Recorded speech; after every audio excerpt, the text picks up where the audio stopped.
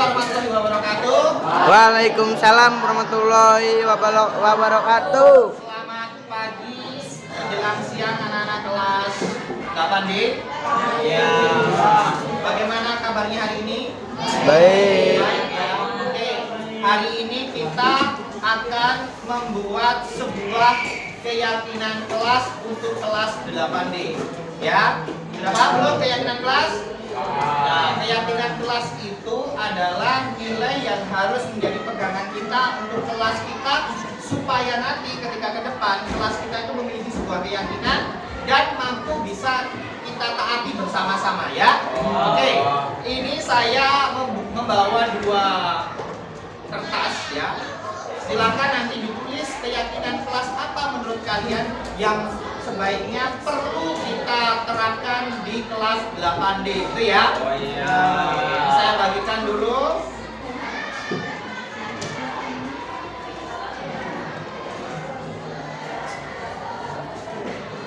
Di belakangnya aja, di belakangnya.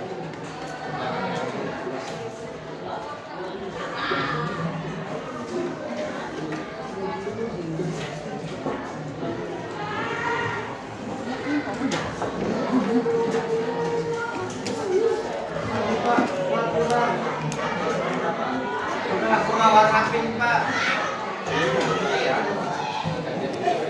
Ini warna pink Pak. Ya.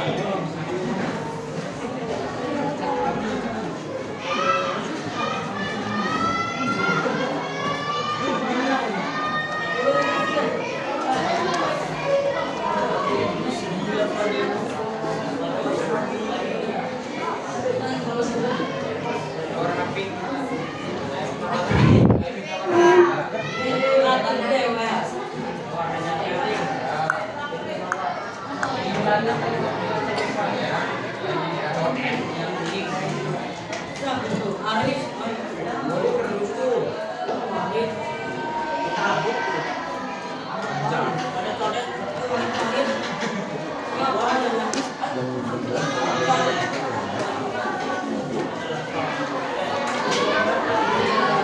Indah dalam rumah, hal yang selalu aku bandingkan.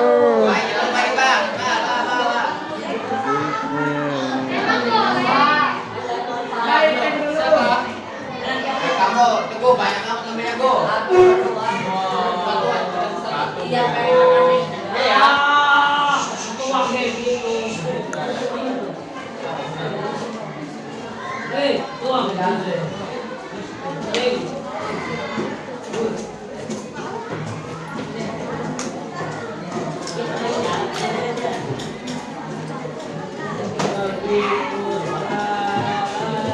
Gua nggak kelihatan berarti ya.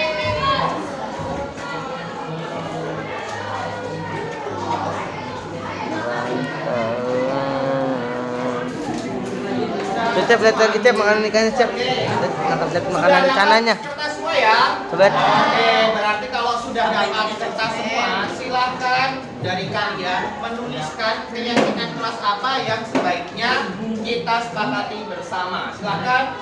Cep, sini Cep. Ya, bermain ya, yang berwarna hitam gitu ya. Silakan ditulis keyakinan kelas apa yang kira-kira sesuai Ini mau bukan dengan bacaan nih, Mak.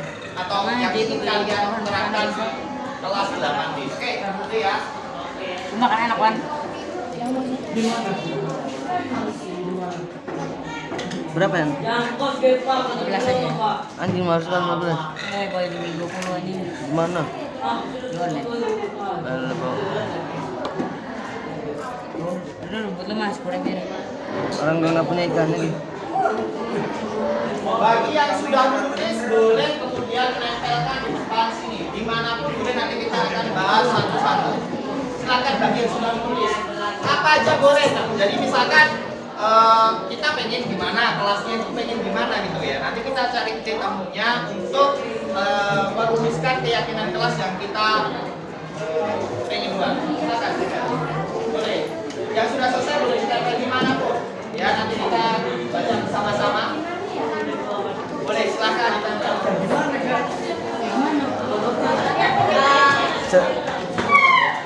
Pulpen. Ini paling kecil. Tidak perlu kalian bisik ya, langsung ketempel aja di depan. Pak kasih nama nggak Pak? Nggak usah. Sudah langsung tempel aja nggak apa-apa. Weh.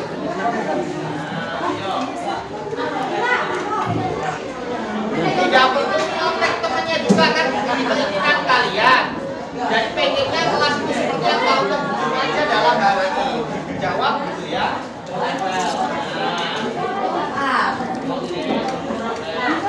Gimana nih?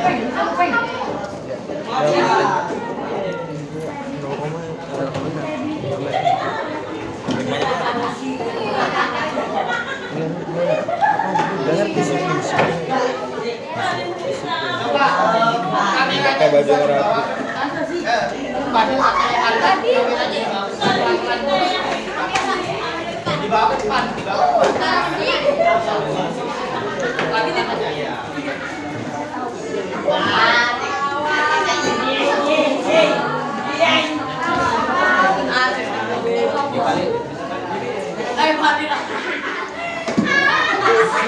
Pak, udah Pak, selesai. Ya, yuk. Tempel lagi.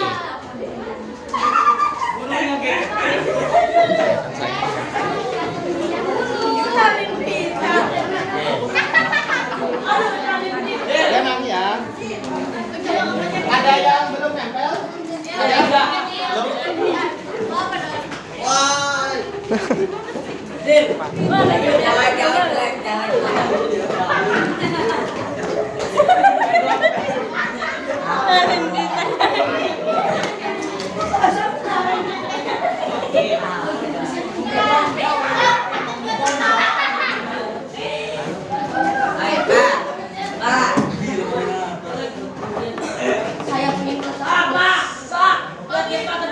Oke, sudah ya, ini sudah semua.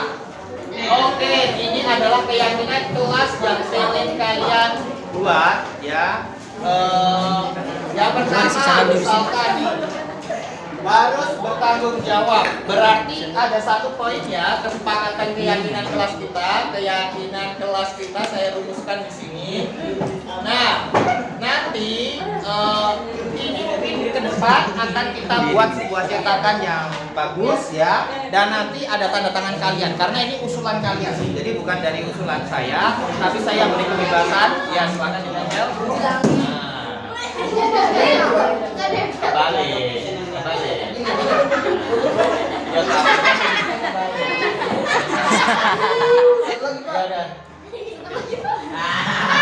Oke, yang pertama adalah bertanggung jawab. Oke, bertanggung jawab ya.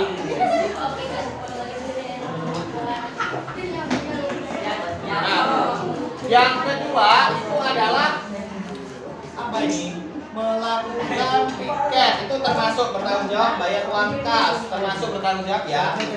Disiplin, selalu apa ini, ramah kepada teman, selalu ramah kepada teman, berarti disiplin.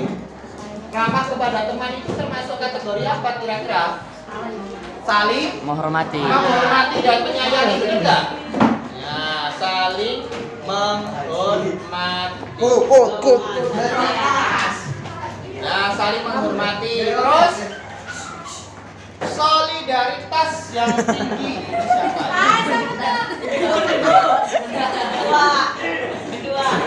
Oke, solidaritas ya. Solidaritas itu termasuk apa? Kompak ya. Solidaritas. Tapi tentu solidaritas dalam kebaikan gitu ya, terus ya. Solidaritas dalam kebaikan. Oke.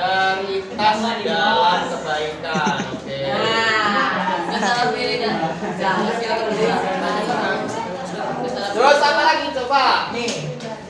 Baru dan kelas dias. Oke, kelasnya dias itu termasuk apa itu tanggung jawab? Berarti tanggung jawab ya, tanggung jawab untuk menghias kelas. Ya. Selalu bersih, ya. Bersih, kreatif. Tadi berarti menghias kelas itu termasuk kreatif ya. Kreatif. Kalau bersih apa? Menjaga Kebersihan. kebersihan. Nah, banyak poinnya nggak apa-apa ya. Coba kita buat dulu nanti, menjaga kebersihan. Terus apa lagi? Ya tanggung jawab sudah ada tuh ya. Saya yakin kelas akan lebih bagus menjaga kebersihan kelas. Kelas saya bersih. Bayar uang kas itu termasuk tanggung jawab. Ingin mempunyai kelas yang bersih ya, itu menjaga kebersihan kan? Nah, saya yakin kelas ini bersih dan rapi. Kelasnya ditempelin Ultraman.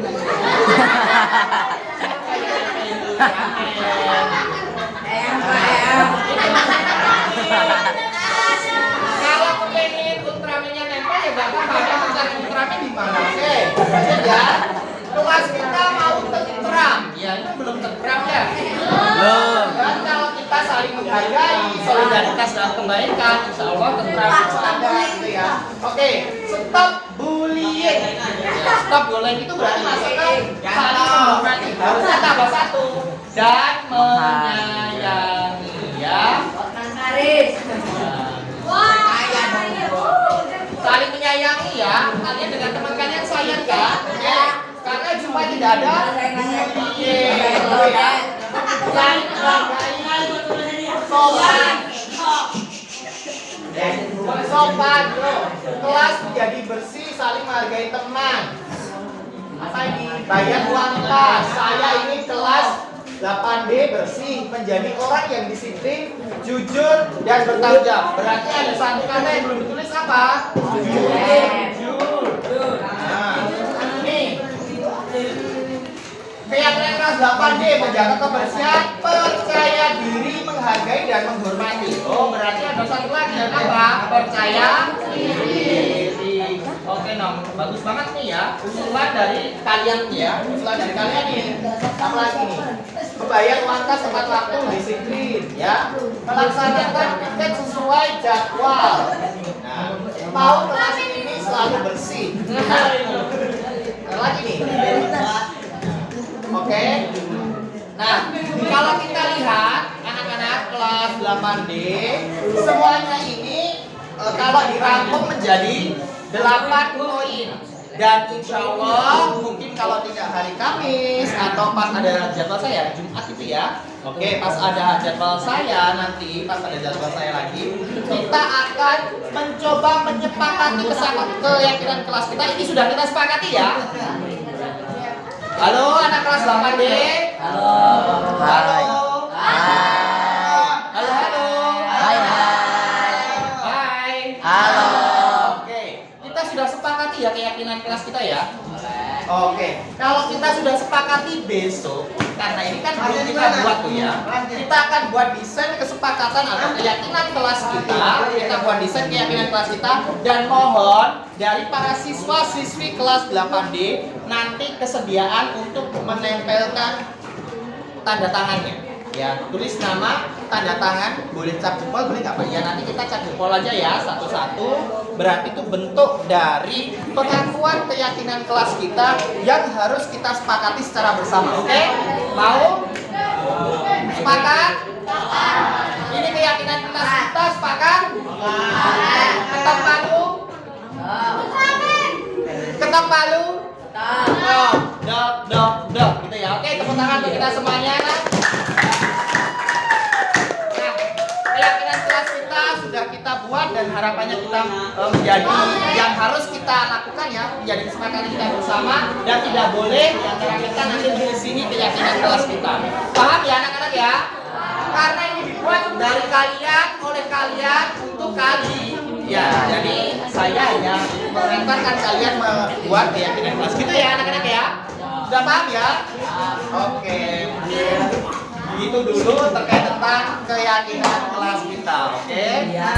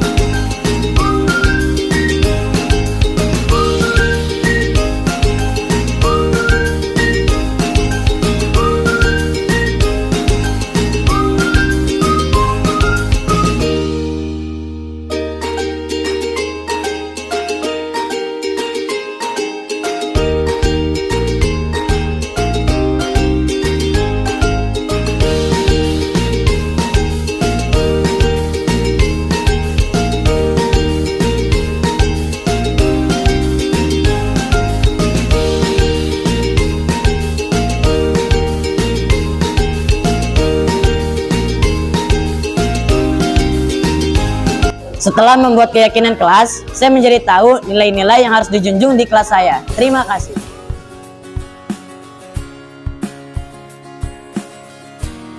Bu Kepala Sekolah, saya mohon izin karena ini ada tugas dari CGP untuk mengadakan diseminasi bersama teman-teman guru. Jadi mungkin ini Bu, kita punya rencana untuk mengadakan diseminasi kepada teman-teman guru terkait tentang budaya positif seperti itu yang kita lakukan nanti di SMP Negeri 5 Kota Serang seperti itu. Baik Pak Gofar, silahkan dilaksanakan ya semua kegiatannya untuk diseminasi maupun harus dipraktekkan juga praktik baiknya untuk budaya positifnya di dalam lingkungan sekolah SMP 5 Kota Serang, dan saya mendukung sekali untuk lebih memberikan informasi yang lebih luas lagi kepada teman-teman dan rekan-rekan semua untuk kegiatan program CGP ini. Silahkan Pak Gofar, jadi mudah-mudahan dilaksanakan dengan baik ya. Terima kasih. Bismillahirrahmanirrahim. Assalamualaikum warahmatullahi wabarakatuh. Waalaikumsalam warahmatullahi wabarakatuh. Selamat siang Bapak Ibu semuanya. Ya. Bagaimana kabarnya hari ini? Alhamdulillah. Alhamdulillah baik dan semangat semuanya ya. Terbukti sampai siang ini ya Bapak Ibu bisa kemudian berwajah berseri-seri gitu ya, berbahagia. Nah, oke. Di sini kita akan membahas atau berdiskusi terkait tentang membangun budaya positif di sekolah. Bagaimana sih cara kita membangun budaya positif di sekolah gitu ya. Nanti kita berdiskusi terkait itu ya Bapak Ibu semuanya. Nah, sebelumnya Bapak Ibu mungkin akan bertanya dulu gitu ya. Apa sih sebenarnya yang dimaksud dengan budaya positif gitu ya? Itu pertanyaan pemantik awal untuk kita supaya kita nanti tahu konsep bagaimana seharusnya budaya positif itu, gitu ya. Mungkin Bapak Ibu akan menjawab. Coba Bapak Ibu mungkin ada yang mau menjawab budaya positif itu seperti apa? Gimana Ibu Auni? Ya. Oke. Budaya positif mungkin sesuatu hal yang positif, kebiasaan yang positif. Di sisi mananya yang positif itu yang harus kita garis bawahi Bu. Nanti kita akan berdiskusi terkait itu. Nah, belum saya kasih jawaban dulu ya Bu, nanti kita simpulkan di akhir. Oke. Nah, sebelum saya membahas lebih jauh terkait tentang budaya positif atau kebiasaan positif yang harusnya dilakukan di sekolah, maka saya tanya dulu, sekolah itu apa dan murid itu siapa supaya tidak terjadi miskonsepsi. Nah, kalau kita mengatakan sekolah itu adalah tempat belajar, maka kita harus konsisten bahwa di sekolah itu harus ada yang mengajar dan harus ada yang belajar. Benar nggak Bapak Ibu? Nah, yang mengajar adalah guru, yang belajar adalah siswa atau murid. Jadi murid adalah orang yang belajar. Di samping itu, murid adalah orang yang dididik. Ya nggak Bapak Ibu? Jadi tugas kita memastikan bahwa siswa di sekolah itu belajar, siswa di sekolah itu terdidik. Nah, itu budaya positif yang ingin kita bangun di situ. Nah, bagaimana sih cara melakukan budaya positif di sekolah gitu ya? Oke, ada satu quote, ya quote, yaitu kata-kata dari Ki Hajar Dewantara yang mengatakan bahwa guru itu diibaratkan sebagai petani, ya, dan murid itu adalah padi. Nah, petani dan padi itu tidak mungkin bisa dipisahkan ya Bu. Tugas dari petani adalah menumbuhkan padi, benar? Ya, padi itu ya sejatinya memiliki varietas masing-masing, memiliki jenis-jenis masing-masing. Ada yang tumbuhnya itu baik karena benihnya baik, ada yang tumbuhnya kurang baik karena benihnya dari sononya memang sudah kurang baik, ya. Tapi Bapak Ibu, dengan kelihat petani itu harapannya padi dapat tumbuh dengan maksimal. Nah, padi ditanam di mana Bapak Ibu? Di sawah, di ladang, gitu ya. Sawah dan ladang itulah sekolah kita. Bapak Ibu mau membuat ladang seperti apa, itu terserah Bapak Ibu. Semaian seperti apa yang Bapak Ibu akan lakukan, ya. Aktivitas pendidikan seperti apa yang Bapak Ibu akan lakukan, itulah kita sedang membentuk lahan Bapak Ibu. Ini lahan kita bersama SMP 5. Nah, kita guru, kita petani menumbuhkan padinya adalah siswa, lahan kita adalah SMP Negeri 5 Kota Serang. Benar nggak Bapak Ibu? Nah, oke. Kita di sini akan membahas itu. Nah, cenderungnya setiap kali kita melakukan budaya positif itu biasanya berkait dengan disiplin, benar nggak Bapak Ibu? Ya, disiplin itu harus kita tegakkan. Tapi disiplin itu apa sih? Gitu loh. Disiplin itu sebenarnya kalau kita merujuk pada satu latar belakang munculnya disiplin itu sebenarnya sejak awal dari seorang filosof namanya Plato itu ya. Dia mengatakan bahwa disiplin itu terkait tentang bagaimana kontrol diri. Jadi ada motivasi intrinsik itulah disiplin. Seorang yang disiplin itu berarti orang yang mengkontrol diri yang baik. Kalau dia tidak bisa mengontrol diri, maka situasi di luar yang akan mengontrol dirinya. Nah, tugas kita sebagai guru itu kan sebagai situasi di luar murid yang bagaimana merekayasa supaya murid itu memiliki motivasi intrinsik yang baik. Benar nggak Bapak Ibu? Disitulah tugas kita menciptakan budaya positif. Nah, oke. Nah, alasan seseorang melakukan sesuatu, pasti Bapak Ibu pernah melihat siswa itu melakukan tindakan sesuatu. Nah, kita harus tahu bahwa siswa itu melakukan sesuatu itu mungkin karena pertama menghindari ketidaknyamanan atau hukuman. Itu menurut seorang ahli Diane Gosen ya. Dan yang kedua, mendapatkan imbalan atau penghargaan. Itu motivasi orang melakukan sesuatu. Dan yang ketiga, untuk menginginkan menghargai diri mereka sendiri dan nilai-nilai yang mereka percaya. Di antara tiga hal ini, Bapak Ibu, kira-kira kepada siswa kita mau terapkan yang mana? Yang ketiga kan, agar siswa memiliki kesadaran yang baik, bagaimana memiliki nilai-nilai atau menegakkan nilai-nilai yang mereka percaya dengan benar itu. Oh Ibu, gitu ya? Ya, kita sepakat itu ya. Berarti itulah budaya positif yang nanti akan kita bangun. Oke, lanjut. Nah, apakah penghargaan dapat menumbuhkan disiplin dengan baik gitu ya? Apakah penghargaan dapat menumbuhkan disiplin dengan penghargaan? Ya, itu pertanyaan sebenarnya saya nulisnya. Maksudnya apakah penghargaan dapat menumbuhkan disiplin? Apakah bisa Bapak Ibu? Bisa. Bisa. Oke. Bisa ya, konsisten ya? Bisa. Oke. Memang bisa Bu. Nah, tetapi harus kita ketahui bahwa yang namanya penghargaan ada kelemahan Bapak Ibu. Bapak Ibu memotivasi siswa dengan memberikan reward. Lawan kata reward biasanya punishment. Dan berarti itu kalau Bapak Ibu pengen anak itu berubah secara drastis tanpa proses, itu cepat dengan reward itu.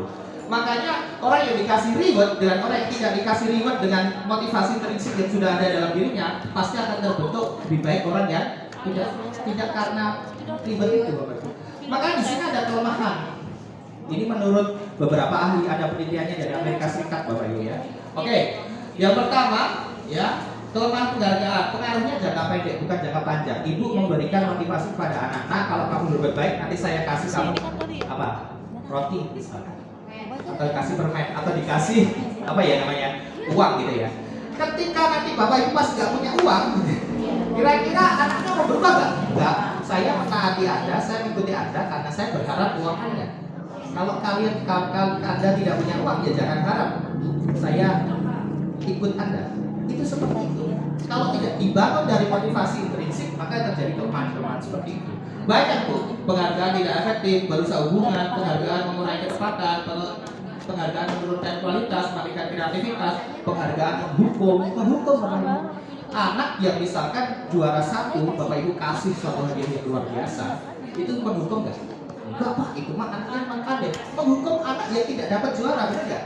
Dia di paling pojok terdiskriminasi, ya, kemudian diam aja menangis dalam hati apa saya dapat penghargaan, benar nggak? Itu berarti sudah tidak berdiferensiasi Bapak Ibu, tidak mengakui bahwa sebenarnya anak yang terpojok dan menangis itu punya keunikan sendiri. Itu kita sedang menghukum anak yang tidak dapat penghargaan. Maka kalau dapat penghargaan satu harusnya dapat penghargaan semua dong, ya nggak? Karena siswa memiliki keunikan masing-masing. Oke, lanjut. Nah, harusnya tidak ada penghargaan, pintar sekali ya Bu. Harus itu Ibu ya. Oke. Ini ada pendapat dari Alfie Cohen bahwasanya intinya adalah ketika kita melakukan ketika kita menjadikan penghargaan pada seseorang, baik itu karyawan, guru dan lain sebagainya, ya, untuk dia melakukan sesuatu, maka sesungguhnya kita sedang percaya bahwa orang itu tidak akan melakukan sesuatu itu. Maksudnya Bapak Ibu ketika diiming-imingi sesuatu, Maka sebenarnya yang ingin itu tidak yakin Bapak Ibu akan melakukan hal itu kalau tidak ada penghargaan. Paham nggak Bapak Ibu? Ya, itu adalah menurut Alfiko. Oke, lanjut. Bagaimana mengontrol siswa Pak kalau tidak ada penghargaan? Pertanyaan seperti itu pasti ada. Tadi kan penghargaan katanya tidak efektif. Bagaimana cara mengontrol siswa? Kita harus kenal dulu bahwasanya dalam mengontrol siswa, ya, yang pertama kali kita lakukan adalah membentuk keyakinan kelas. Ini keyakinan kelas 7D Bu, zaman dulu ya. Seperti ini ya. Ini tantangan dari tulisan Haikal dan saya gitu. Oke. Bentuk keyakinan kelas. Keyakinan kelas itu intinya adalah nilai-nilai yang kita sepakati dari guru kepada siswa untuk kita tegakkan di kelas itu. Itulah keyakinan kelas kita. Oke.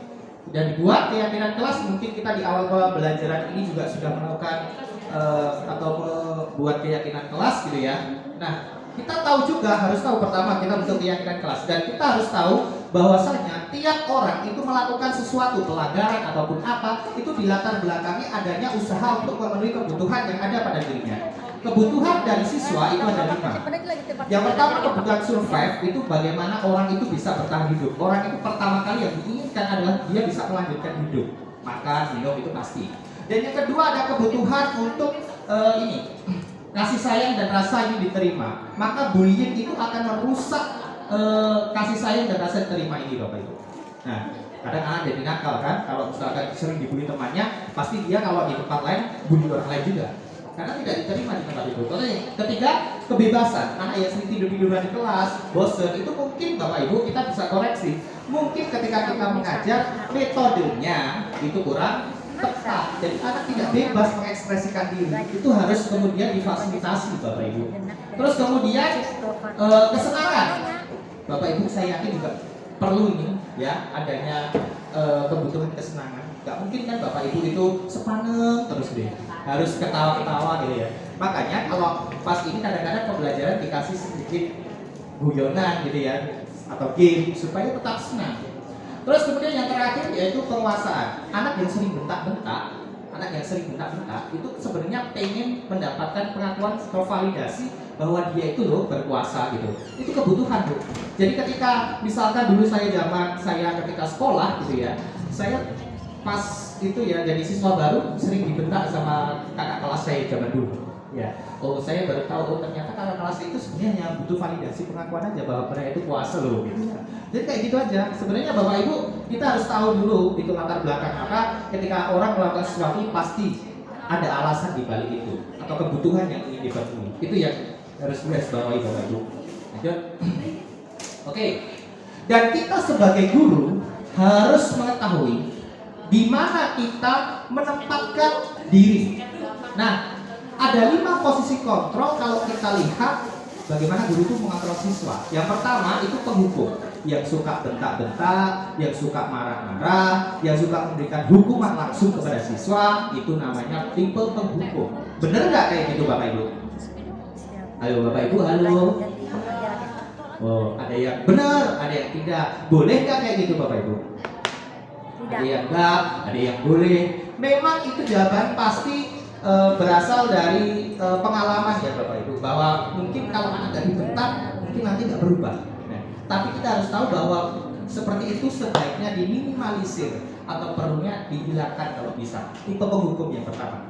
Nah, ini Bapak Ibu kira-kira kita yang mana? Kita refleksi diri ya Bapak Ibu. Yang kedua itu membuat merasa bersalah. Misalkan kalau kamu terlambat terus, nanti Bapak dimarahi kepala sekolah, Bapak kan balik kelas kamu gak kasihan sama Bapak. Jadi anaknya langsung diem gitu ya, merasa bersalah, merasa berdosa, dirinya gak berharga gitu ya. Jadi kayak gitu merasa bersalah. Bagus gak Bapak kayak gitu? Tidak. Gak bagus. Kasihan anaknya, yang stres anaknya, itu nanti bisa sewaktu-waktu meledak Bapak Ibu. Terus kemudian yang ketiga merasa jadi temannya. Ya, merasa teman itu, hai gimana anak-anak gitu ya. Bagus sih Bapak Ibu. Relasi ya nomor 1, 2 itu negatif relasinya. Tapi kalau 3, 4, 5 itu positif. Bapak Ibu bagus sih merasa jadi temannya. Hei siswa gimana? Dadah dulu misalnya gitu ya. Oke. Misalkan kayak gitu tuh bagus, tapi negatifnya apa? Kita akan disepelekan oleh siswa, gitu ya. Kalau merasa terlalu dekat dengan teman, tidak ada kemudian tuh bagaimana cara kita itu mengontrol supaya siswa tetap menganggap kita guru bukan teman, gitu ya. Jadi nanti terasanya kita itu disepelekan. Yang nomor 4, pemantau. Pemantau adalah tipe orang yang memberikan atau tipe guru yang selalu memberikan konsekuensi-konsekuensi. Ketika anak misalkan tidak membawa buku paket, apa yang boleh dilakukan? Menghukum, itu penghukum. Tapi kalau tipe pemantau itu, nah kamu nggak bawa buku paket, silahkan kamu ke perpustakaan, ambil buku paket dan ikut pelajaran. Seperti itu pemantau. Bagus nggak Bapak Ibu? Bagus, masih bagus Bu. Terus ketika ada anak numpahin apa cat di lantai, kemudian suruh cari pel, bersihkan, itu pemantau. Gitu ya. Oke, masih dalam itu. Yang terakhir adalah tipe manajer. Manajer itu melakukan segitiga restitusi, Bu. Jadi ditanya dulu kenapa Anda melakukan seperti itu. Terus caranya bagaimana? Seperti ini Bu, segitiga restitusi itu. Nah, itu tipe manajer menggunakan ini. Ya, menstabilkan identitas, validasi tindakan yang salah, dan menanyakan keyakinan kelas. Tahapannya seperti apa? Seperti ini. Nah, menstabilkan identitas, Bu. Kalau anak itu salah, sudah pasti identitasnya itu remuk dan hancur. Sebenarnya dia tahu bahwa dirinya itu salah. Anak manjat pagar, dia tahu manjat pagar itu salah. Benar nggak Bapak Ibu? Makanya kita harus kemudian jangan langsung menjatuhkan lagi mentalitas anak, tetapi kita stabilkan dulu. Nah, setiap orang itu pernah salah. Nggak apa-apa, orang itu manusiawi salah kok, gitu. Seolah-olah kita memihak kepada mereka, tapi bukan untuk memihak, gitu. Tapi kita lanjutkan, gitu. Terus kemudian kamu tentu punya alasan melakukan tindakan itu. Apa alasannya? Ditanya. Setelah itu yang terakhir menanyakan keyakinan. Bagaimana keyakinan kelas kita? Kira-kira sesuai nggak dengan perilaku tadi? Atau keyakinan kelas apa yang telah kita sepakati? Nah, kemudian setelah itu anak kemudian mencari sendiri solusi-solusinya. Kira-kira ketika tidak sesuai dengan keyakinan kelas, apa yang akan kamu lakukan? Saya melakukan A, B, C, D. Nah, itu yang dilakukan anak itu adalah solusi dari mereka sendiri. Mereka berbuat salah sendiri, mereka cari solusi sendiri, dan mereka merasa lega sendiri. Itu yang kita harapkan, Bapak Ibu. Kita arahkan anak kita supaya tetap memiliki kesadaran, dan mereka tumbuh itu berdasarkan kesadaran, bukan paksaan dari kita, bukan karena motivasi eksternal, tapi berusaha untuk menemukan motivasi internal. Begitu ya Bapak Ibu, mungkin seperti itu. Terima kasih Bapak Ibu. Adakah yang mau bertanya?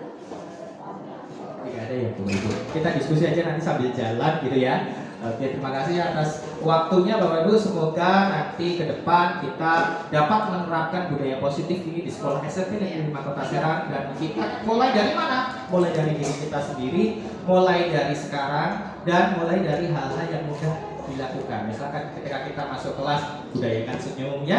Terus gak akan suka bentak-bentak anak gitu ya. Tapi kalau anaknya kayaknya gimana Pak? Usahakan hal-hal, mencari hal-hal yang positif supaya nanti anak juga tumbuh dengan positif. Gitu ya Bapak Ibu ya. Terima kasih atas perhatiannya. Sekian dari saya. Billahi fisabilil haq wastabiqul khairat. Wassalamualaikum warahmatullahi wabarakatuh.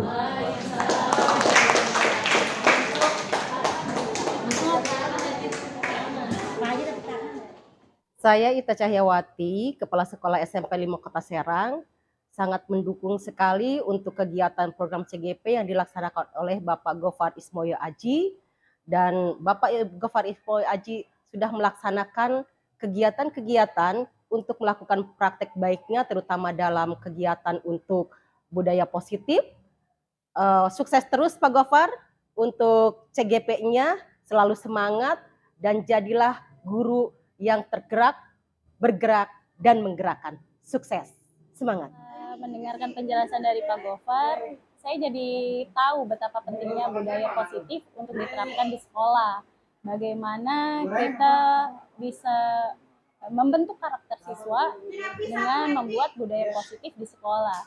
Saya juga jadi tahu bagaimana membuat keyakinan kelas, menempatkan diri kita sebagai guru untuk menjadi posisi kontrol yang sesuai gitu sebagai guru, dan juga bagaimana memenuhi 5 kebutuhan manusia. Jujur sebelum mendengarkan penjelasan dari Pak Gofar, saya tipe guru yang selalu memberikan reward kepada siswa. Tapi setelah mendengarkan penjelasan dari Pak Gofar, saya baru tahu bahwa memberikan reward juga memiliki banyak sekali dampak-dampak negatif. Jadi mulai sekarang saya bertekad bagaimana bisa merangkul siswa tanpa membeda-bedakan siswa dan bagaimana bisa memberikan dampak yang lebih positif lagi dengan merangkul seluruh siswa tanpa terkecuali. Dan menurut saya penjelasan dari Pak Gofar sangat membantu sekali untuk menjadi guru yang lebih baik. Terima kasih Pak Gofar.